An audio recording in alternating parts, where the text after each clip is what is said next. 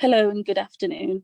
You are listening to Atiyah Ali on the Mental Health and Emotional Wellbeing Show on Ramadan Radio Wolverhampton, online on ramadanradiowolves.com.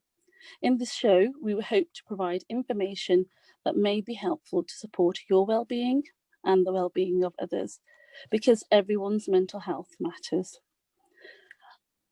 Our guest last week, Dr. Roberta Babb, is a registered clinical psychologist focused on recognising stress and difficulties during this pandemic and recent lockdown, and the impact that this can have on relationships.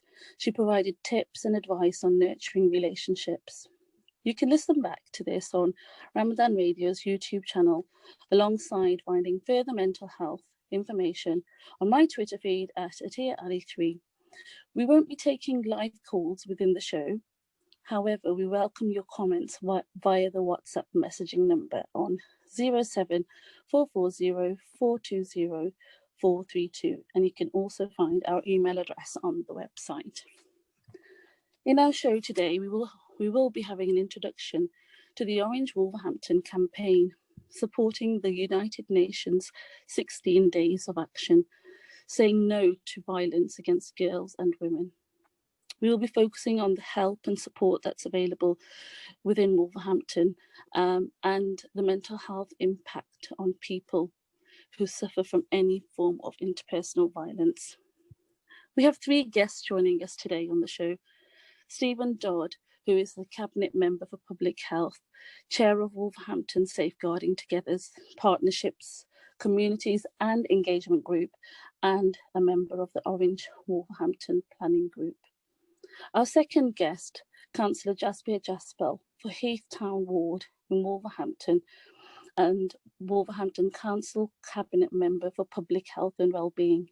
She is the Chair of Wolverhampton Health and Wellbeing Together, member of Safer Wolverhampton Partnership Board, and she's also a governor of the Black Country Health Care Foundation Trust, with a focus on mental health. Jasbir is also a member of West Midlands Combined Authority Wellbeing Board and of the West Midlands Police and Criminal Panel. Our third guest is Councillor Rupinderjeet Kaur from Springvale Ward in Wolverhampton. She's the chair of the Stronger Economy Panel, director of JCARA, a voluntary organisation supporting male and female victims of domestic abuse in South Asian communities. We have a breadth of information available for us today. Thank you for bringing this to Ramadan Radio Wolves today. I think it might be helpful to begin with the introduction to Orange Wolverhampton. Stephen, could you tell us a little bit more about this campaign, please? Yes, thank you, Atiyah. As you said in your introduction, this is part of the United Nations campaign to end violence against women and girls, which lasts for 16 days every year, and it's termed Orange the World, hence our take on it, which is Orange Wolverhampton. It runs from the 25th of November, which is International Day for the Elimination of Violence Against Women and Girls, for 16 days through to the 10th of December, which is the UN Human Rights Day. And in Wolverhampton, this is our 5th year of supporting this campaign, and we've built it up over the years with a lot of public support, a lot of support from all sorts of organisations in the city, from faith groups to schools, charities to businesses, large public sector organisations like the council, police, probation, health services, to sports clubs and even major retailers in the city as well. And we've seen like a 4-fold increase in organisational support for this, and probably, I don't know, 100-fold increase in terms of the public support for this from individual members. So could you tell us a bit about how people are supporting you and what ways people can support the organisation, the campaign? Yeah, so in the past, the campaign has been very much led by people getting stuck in, organising activities, opportunities for people to meet together, and use a couple of our key campaign symbols, including the orange ribbon, which we've made and distributed thousands and thousands each year. Last year, I think we made 20,000 ribbons, and this was made by all sorts of people, both in their workplaces, but also community groups coming together, women and men joining together to help raise awareness of the campaign. Obviously, this year it's quite different because of the COVID restrictions. So we're having to do a lot of our awareness raising online and through broadcast media. And it's great to have the support of Ramadan Radio Wolves in helping us to get these messages out and to become an official supporter of the campaign. Thank you. And I'm sure it's something that Ramadan Radio was very keen to be involved with. Stephen, you said that a lot of the promotion's been online. What kind of things are you promoting? What is the campaign trying to raise awareness for? Right. Yeah, so we're trying to raise awareness about all sorts of interpersonal violence, and this covers things like domestic abuse, sexual violence, stalking and harassment, forced marriage, honour-based violence, and female genital mutilation. Many of those crimes and activities affect women and girls disproportionately, but in Wolverhampton we're really keen to recognise that it's not only women and girls that are affected by these things, and that no matter your gender, your gender identity, or your sexual orientation, you can still be affected by domestic abuse and stalking, for instance, as examples of things that are cross-cutting. So in terms of our virtual messages, we're using obviously social media an awful lot, and you can follow us on Twitter at WV Safeguarding. You can also follow Wolverhampton Safeguarding Together on Facebook.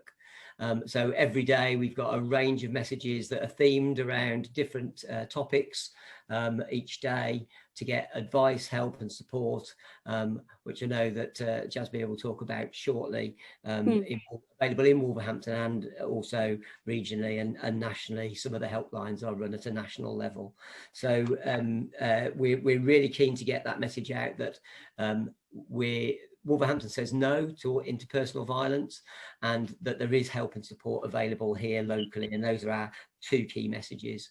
So in terms of the campaign this year, I guess we're encouraging people to look at what they can do virtually, and in terms of being a household as well. Obviously we can still do things as households out and about, so we're encouraging things like setting up an Orange Zoom call or other platform if you use Skype or FaceTime or whatever, and just join with some people to eat and drink orange, wear orange, draw something orange, make something out of orange stuff, or just get the kids playing with orange stuff, and take screenshots or photos and hashtag them Orange Wolves on Twitter, just to show the level of support that there is out there in the city for these messages, and that we won't be putting up with interpersonal violence in our city.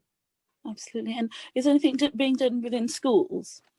So schools will take up the campaign. Obviously, it's a little bit more difficult this year, but we're aware that screensavers will be used on school display screens, for instance, as children and teachers and parents kind of visit the school and go about their business in the day to raise awareness of the Orange message. We have some resources on our website, which is orangewolves.net, and we're very strong at promoting what's called the Building Safer Relationships packs. There's one for primary, one for special schools, and one for secondary schools.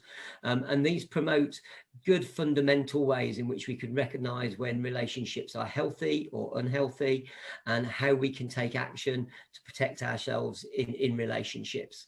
And that starts, like I say, at a very young age, which is all focusing on feeling in control, knowing how to say no, and also the importance of talking and raising anything that you're not feeling comfortable about. The website also has features the consent videos that have been created and are very good about your right to say no. no matter what the circumstances are, no matter what pressure people put on you. There's one for adults and older young people, and there's one for children as well. So schools can join in all those ways, and may well be doing a whole host of other things, Orange, given that they're allowed to be meeting up, and we'll look forward to seeing their photographs on our Twitter feed and put them in our gallery to help promote this campaign and for next year as well. Fantastic. So it sounds like there's a valuable resource there, and I'm wondering whether listeners might want to ask their schools if they haven't seen anything about Orange Wolverhampton, to kind of trigger an effect in terms of promoting Orange Wolverhampton. That would be absolutely fantastic, Tia. And just to mention that the Orange Wolverhampton website is www.orangewolves.net, and you can find all resources and activity suggestions, details of last year's campaign and what it's all about on our website. Fantastic, thank you. I'm wondering if now is the right time, Jasbir, to bring you in with regards to asking about how people would report whether they are experiencing violence. Yeah. Yes, it's very important that victims seek support. The interpersonal violence is underreported crime, and that includes violence against women, girls, domestic abuse, and it's not just necessarily women and girls, it could be against men as well, or gender-based. It's enabled to seek support for many people might not be able to seek support for many reasons, and it takes great courage to report abuse and seeking help. It takes great courage. It's not an easy step to take. It's a very big step for an individual to do that. So we recognise that, and we want to give support in that. And the COVID-19 restrictions have made it difficult for everyone, and especially for those suffering from abuse, and especially in these times of being isolated from their support networks and spending more time with their abuser. So it's important that the Orange Wolves campaign is reaching out to victims of abuse, telling them they are not alone and letting them know there is help and support available to them in these very challenging year. If you are a victim of abuse or worried about somebody who you think might be, I would urge you to seek support. And specialist organisations operating locally are available, and we have got on the Orange website that Stephen just said, there's various contact numbers that you can get hold of, but I can also provide a number. There's various organisations like the Haven Wolverhampton. They are a specialist organisation here based in Wolverhampton, and they have a 24-hour helpline, and their number is 0800 194 400. Or you can visit the website, that's their www.havenrefuge.org.uk, which contains a facility for online chat as well as advice and resources. Right. And for those people who perhaps English is a second language, is there anything out there that could support them? Yes, there is. Actually, by getting with the Haven, get in touch with them, they have got a language facility there in various different languages. So don't be worried. You just ring the number and you will get support on there. Whichever language you're speaking, support will be provided. Fantastic. Okay, so as you've mentioned there, Jasbir, it is quite difficult for victims to report the situation that they're in. So initially, it might be helpful for them to contact places like the Haven to have the initial discussion. Is that what you suggest? I would suggest that very much so, because they are specialists and they can help in this area. Or if there's you need to get in touch with any other area, they will be able to help you in that as well, divert you, to give you the right advice. So I would strongly recommend that. But there's also for the males, if there's anybody experiencing that, they can contact St George's Hub for help, and their number is 01902 421 904. So in the main, it's mainly women and girls, but we have to remember they are also men do get abused as well, and other gender-based other areas come into it as well. So just trying to cover, be inclusive, and remember there's all sorts of things going on out there. And with the St George's Hub, is that a 24/7 line as well, or? I'll have to find that out. Okay, if that's not to worry. Perhaps you could let us know by the end of the show, but that's okay. All right. So you've mentioned a couple of organisations there that would be willing to help, and as you say, violence it's not kind of gender biased, is it? So it can occur for both men and women, and across all genders. Let's have a little focus on the types of violence that people might experience, and I'm wondering whether, Jasper, you have something to add around that, or whether it's okay to bring Rapinderjeet in at this point. There's so many different types of violence that goes on, and Stephen did mention it earlier on, the types that goes on. That's okay. So is it? Okay, sorry.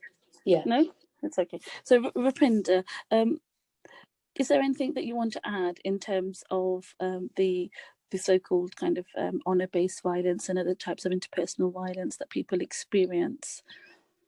Yes, thank you very much for having me on your show. You had a lot of information you heard from my colleagues, Councillor Jaspal and Stephen.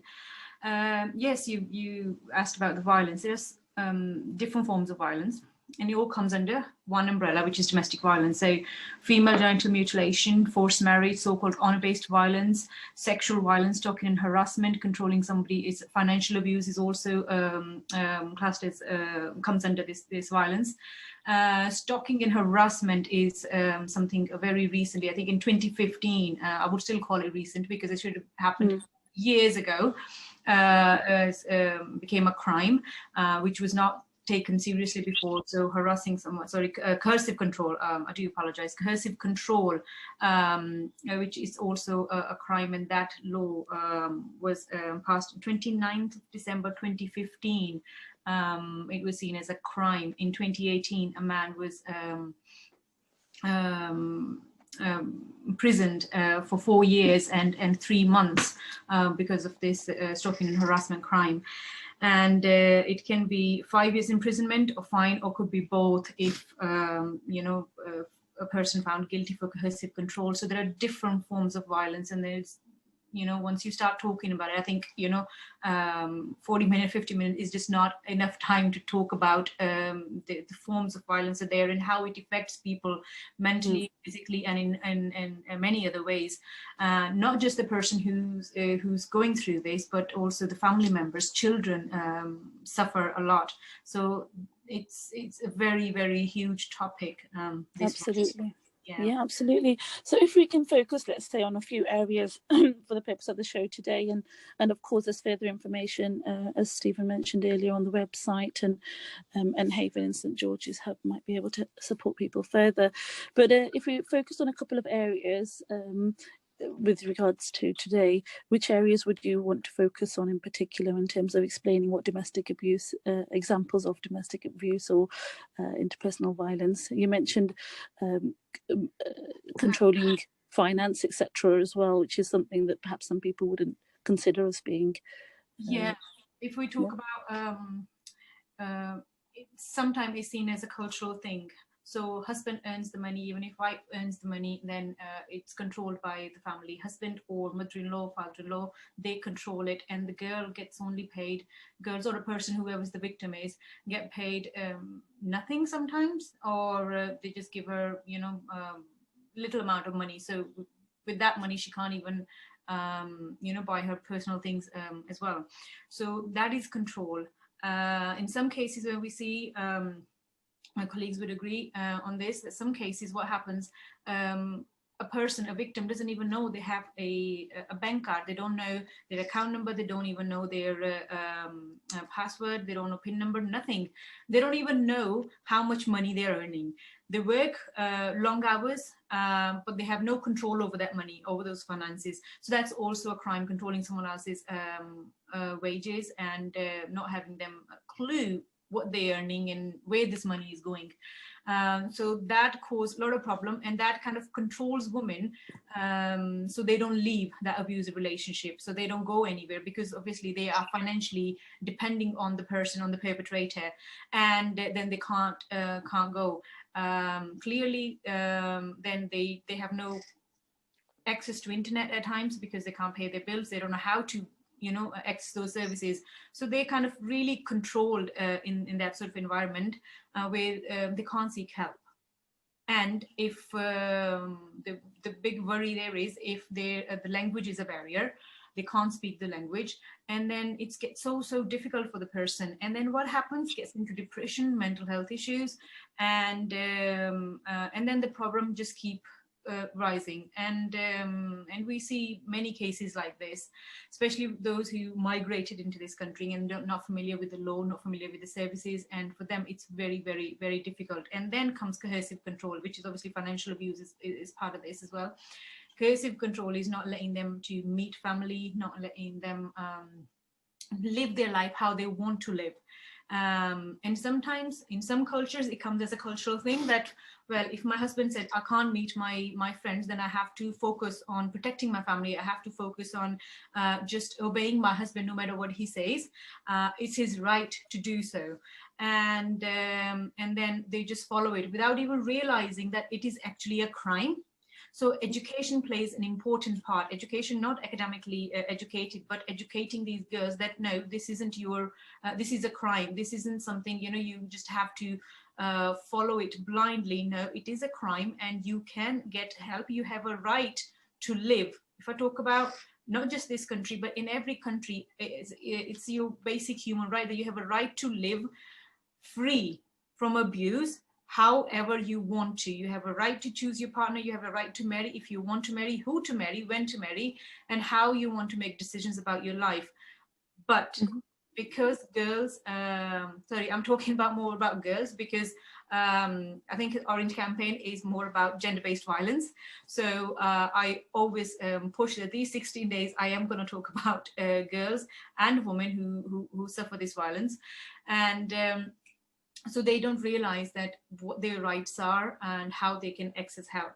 So it gets very difficult for organizations or services like, you know, whether it's radio or TV and or organizations to provide that help to the person who needs it, even though it's in different languages, as my counsellor colleague have said. You can access information in different languages now, but if they don't know how and where to get it from, it's no use then, is it? So I think it's good, you know, like your radio station and other media channels are talking about these things, because these kind of discussions are very crucial.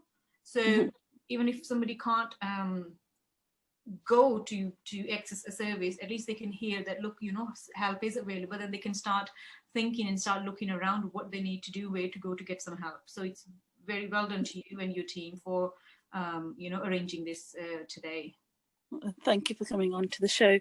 We have a couple of minutes before the break, and just wanted to ask a question about what you just raised there in terms of awareness and education. I'm wondering whether GPs or anybody else has a role to play in Orange Wolverhampton. Stephen, would you like to say anything? Yep. So yeah, I think it's really important that people in all sorts of organisations are aware of the signs to look out for, and know how to act to get help and support that's needed. And I think this extends also to people in the community, and that is really why it's fantastic to have this opportunity today to alert people to how they can get help. And obviously Jasbir's pointed out some of the sources of help and support that are there, and there are also a range of national helplines that we've listed on www.orangewolves.net, so that people know where they can get help and support from. But we're also, just to say, we're also running 6 awareness raising sessions across these 16 days that have been open to both professional people in their working life, and that includes GPs, health workers, people whose work is around children, young people, families, adults who need help and support, but also open to anybody in who just wants to know how they can spot the signs and what they can do to support people who are going through these things. But particularly, obviously, GP surgery is a very important location because by its nature, it is a confidential space. Nobody else is in that space, and there is the opportunity to raise that. And GPs do play a role in alerting other services who will be the ones that will provide that ongoing support and specialist support to help people work out their own path to a better life without that form of interpersonal violence. And obviously sometimes that is around leaving an abusive situation and setting up a new life. Other times it can, with the support and the kind of the willingness of a perpetrator who may not have been aware of what their actions were like and what they were experiencing, some of the perpetrator programs that we have in place to help people change their behaviour so that the relationship can become a safe one and a safe one. So fantastic, Stephen. Can we pick this up after the break in terms of the perpetrator information that you said was available for them as well? So I'll see you on the other side of the break. Thank you for listening.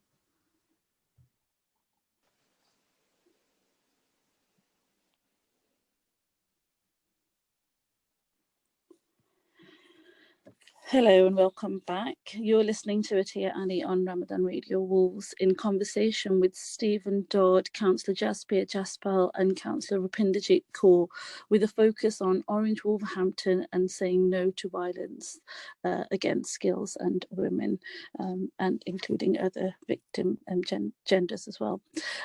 Stephen, before the break, you were talking about GPs and the information that they could provide and the types of courses and advice that were available. I think you said courses, I'm unsure. Yeah, that's right. So we had 6 courses, and they've covered things like coercive control, which Rupinderjit was talking about, stalking, the impact of sexual violence on individuals, supporting employees in the workplace, because again, an employer might be the person that spots that something isn't quite right for one of their employees and can bring about things, put in place things that will help them to improve their lives and maybe escape an abusive relationship. There are also courses around honour-based violence, forced marriage, female genital mutilation, male victims of domestic abuse, and there is actually a special session that would be good to flag up, if that's okay, here next Tuesday, which is the 8th of December, between 4 and 5 p.m. There's an introduction to domestic abuse that's specifically aimed at faith groups and community groups, and we'll let you have the link to that to publicise on your website, but it's also available in the Get Involved section of the Orange Wolves website. Fantastic, thank you. So this course is an online course, you said, and it's for faith-based communities. Yes, that's right. They'll be run on, I think it's run on Microsoft Teams, but you don't need to download an app or anything. You can just do it straight from the link that you'll get sent once you register. And recommend that anybody who's interested does book as soon as possible, because places will obviously be limited. You can't have too many people on an online call and make it work. So yeah, it's an opportunity to find out a bit more and understand how you can spot signs and then what you can do about it to help somebody who's in distress. Okay, and is this one of the 6 days? Did you say you're putting on 6 days? Yes, it's within the 16 days. It's on Tuesday, the 8th of December from 4 o'clock till 5 o'clock. But you do have to book online to get sent the link for that that course, or that awareness raising session. So that's at www.orangewolves.net. Thank you. Rupinder and Jasbir, is it okay to come back to you in terms of talking about the mental health impact and the emotional well-being impact of interpersonal violence? Yes. Yeah, what is your awareness around that? I mean, we talk about violence, but do we get the chance to then speak about the impact on individuals in terms of their mental health, and how's that promoted? Well, there is support wrapped around it. Say, for instance, if you were to get in touch with the Haven, they will look at all the different needs that you require, and they will provide that support. And if it's something to do with financial, they'll look at that, how they can get you financial support. If it's to do with mental health, they will then get you linked up with the mental health support. So it's and that's very important to get that support. So for our own well-being, it's very important to get that support early in, and to recover from it. So it's very important to have that support, that people can actually talk to someone in confidence and get well. Yeah. So with regards to the mental health impact for adults and children, I'm guessing there'll be lots of different implications for individuals, for victims, including things like trauma, anxiety, depression, low self-esteem, confidence issues, and generally the emotional well-being will be impacted. What kind of services deal specifically with mental health information or support for victims of abuse?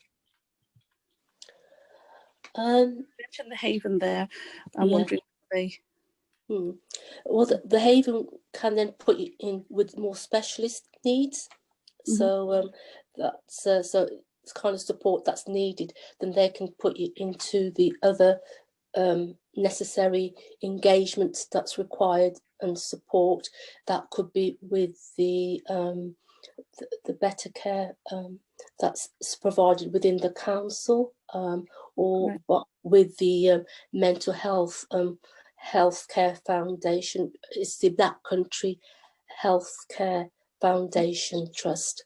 So there's various pathways, and they can link the individuals into that so they can get the right support. And it's very important to have that support to recover, because these when we get these mental health issues, then they can take a long time to overcome.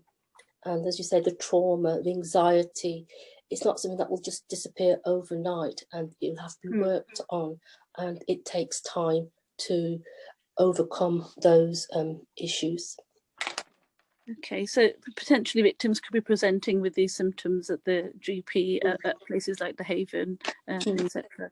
And I think I'm aware of mental health services within Wolverhampton, and as you've just mentioned there, if they are able to kind of search that online, they will be able to find some support. Okay, so with regards to some of the violence that you've mentioned there, I'm wondering whether it would be helpful to have a little look and focus on forced marriages and domestic abuse in particular.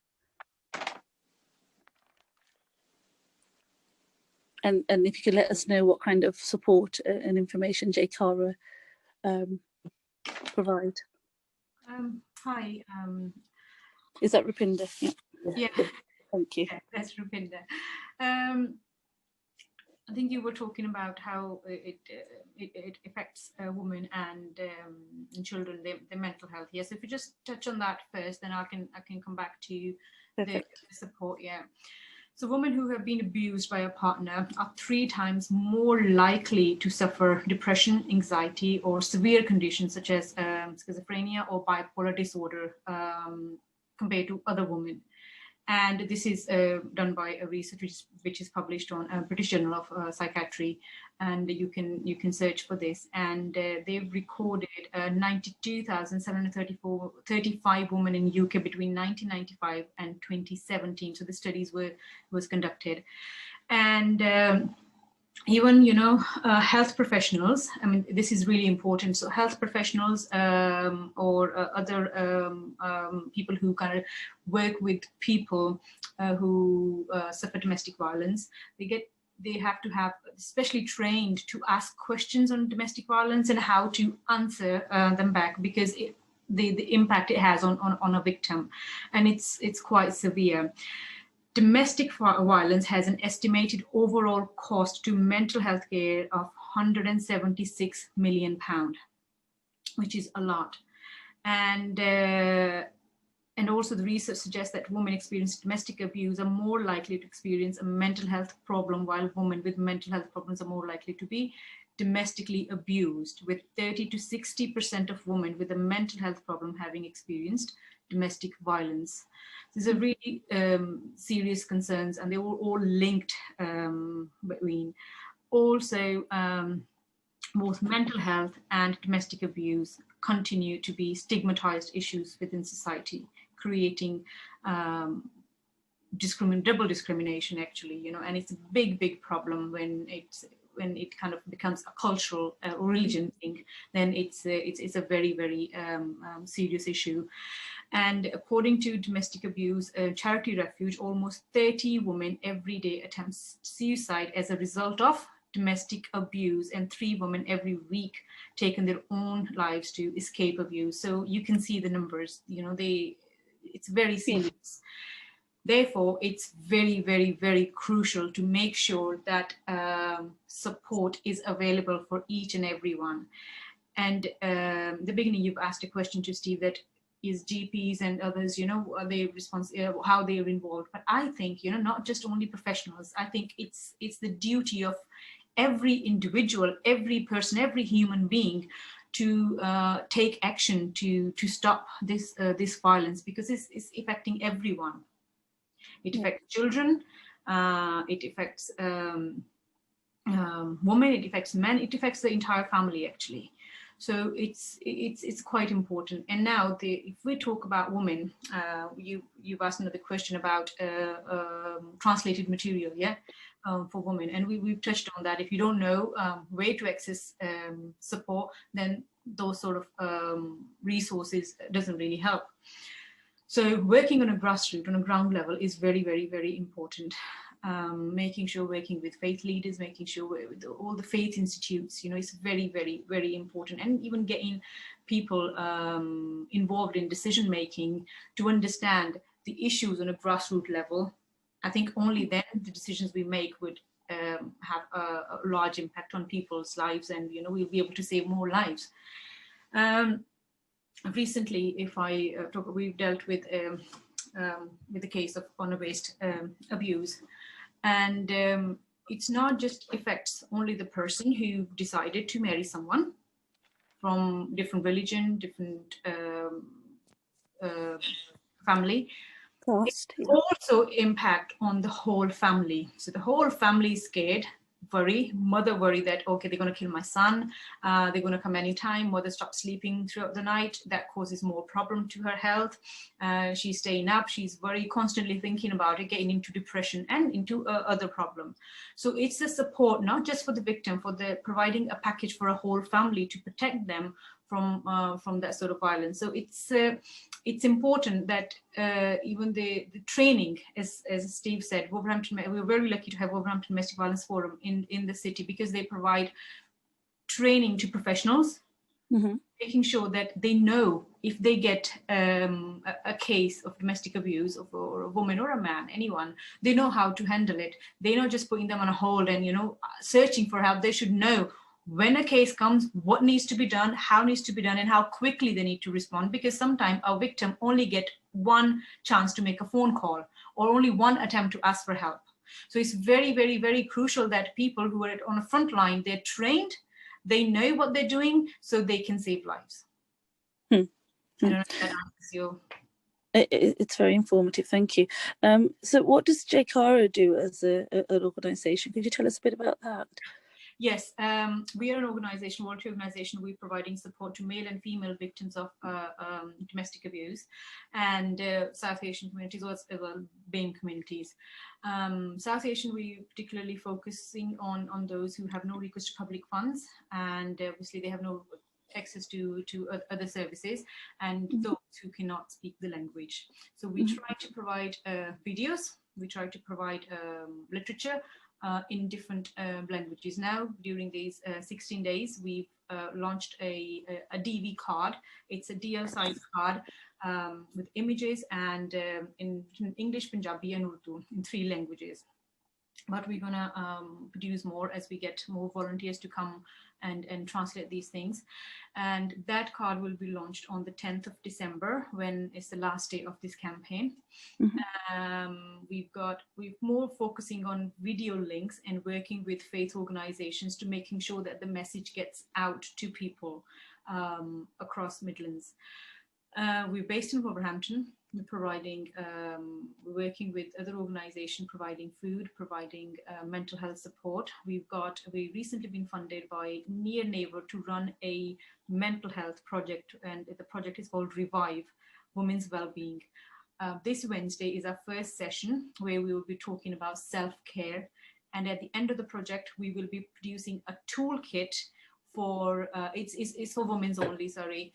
And we're producing a toolkit and a video of the women who are actually taking part in the program. They'll be talking about their experiences, how they were affected and how they came out as a survivor, and that positive message goes out to other women who probably in a similar situation and trying to find a way out from a situation where they're not happy.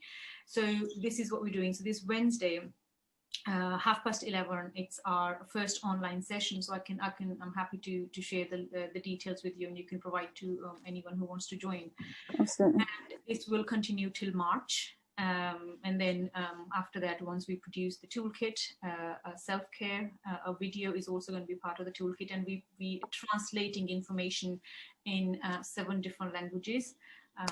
People will be able to download, print, they'll be able to watch if somebody can't read, so they can be able to watch the video in different languages, so it helps them.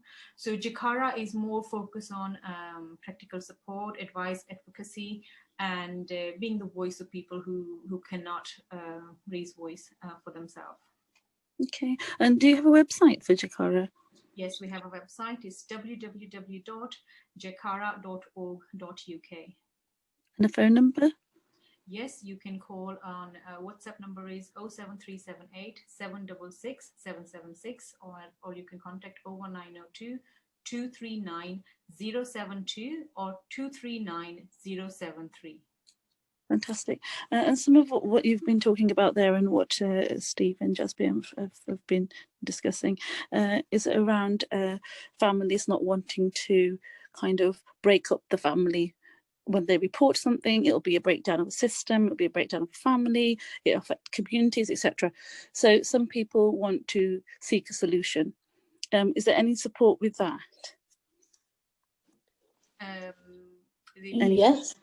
Yes, there is support. I'll keep on going back to the Haven. That's fine. That's fine, yeah, sorry. They do actually, if a family has to move out of the family home, they can be removed and given another location. That's, the information won't be disclosed where they are. They will be moved to, and they will be a safe haven for them, and so they are protected and from their perpetrator, and so from that sense they will be protected.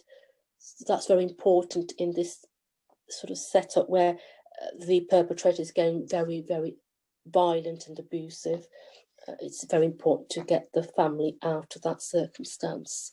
In some circumstances, the perpetrator could be removed from the family home, but in some cases it may not be possible, and it may be just because this case is so extreme, the mother has to leave the home with the children, but there is support there available for the family to move out of. So they will be looked after, and care taken in terms of, you know, food and so forth will be provided. So they have shelter, and then all these other services will be wrapped around to help them, and also services of how to engage with a perpetrator and how to change their behaviour will also be brought in as well, so that's will also be available.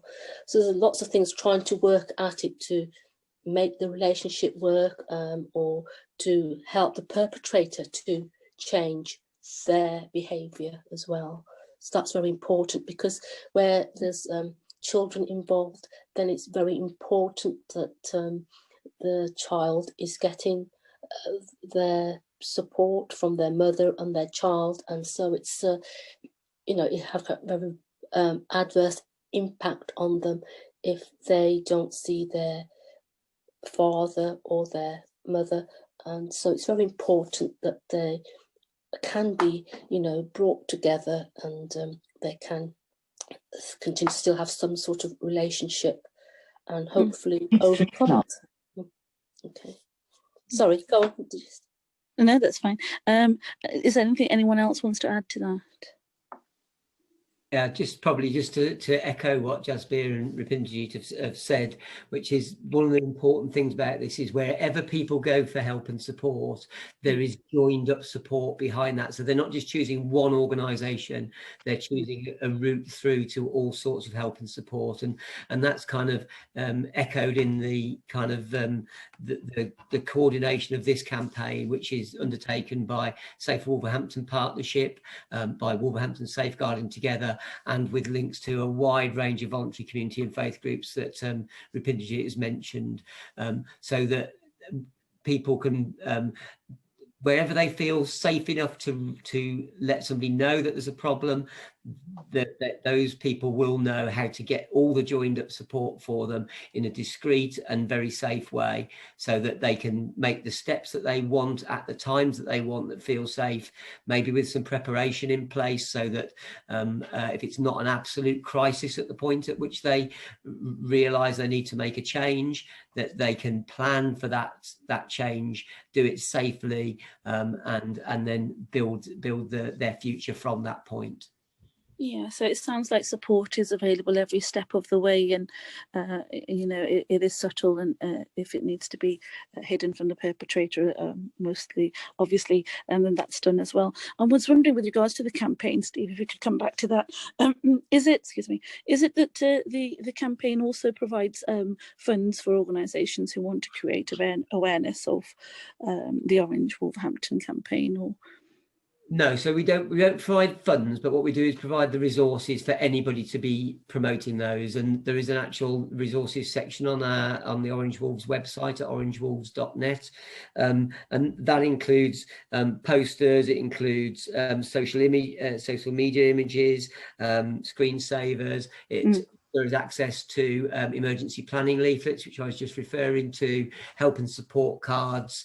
So anybody who's looking for resources to help them with helping an individual or just raising awareness in their organisation can get in touch via the Orange Wolves website. And we'll follow that up and make sure that they get the help and support. Fantastic. So, so Orange Wolverhampton is more about campaigning and encouraging people to promote this awareness and protecting individuals from violence, any sort of violence. It is, and I think it's probably worth pointing out that there are sources of funding that are available through Safer Wolverhampton Partnership and regionally through the Police and Crime Commissioner's Office that really support this work as well. So it's not that we can never have too much money, but there are resources that come into the city and are earmarked specifically to make sure there is provision here to support both female and male victims of interpersonal violence.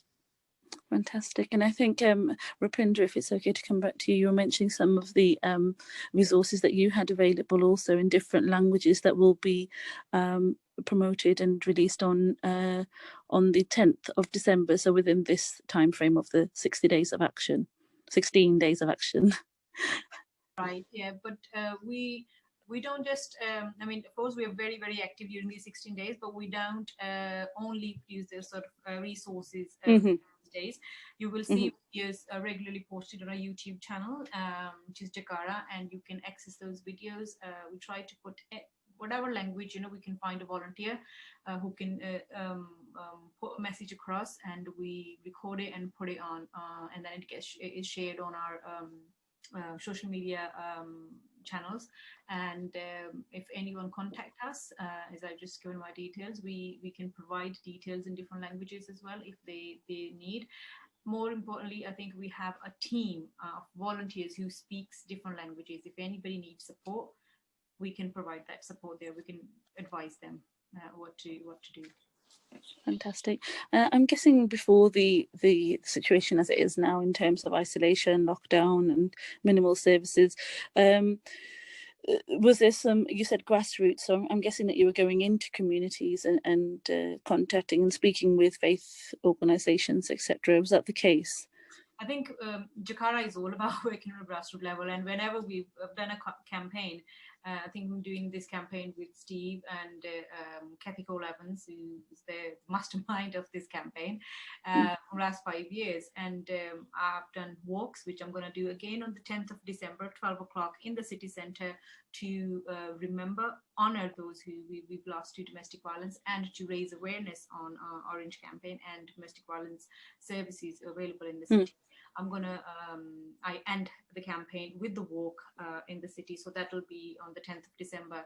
I like to make sure that you know, help is available for everyone throughout the year. So we will continue working with people, and anyone can access. We don't have a 24-hour service yet, but we're hoping that by hopefully by next year we will provide something for people who can't speak the language, so that help will be available for them for 24 hours.